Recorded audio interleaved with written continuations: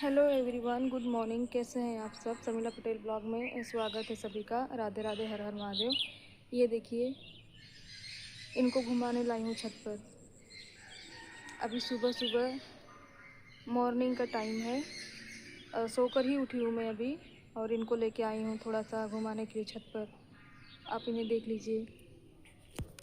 Hello बोलो, hello बोलो बेटा। अब मम्मा के बेटे हो ना, हेलो बोल दो।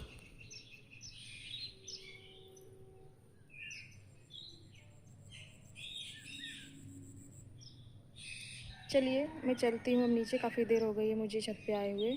ओके, बाय बाय सभी को। थैंक यू सो मच मेरे ब्लॉग को देखने के लिए।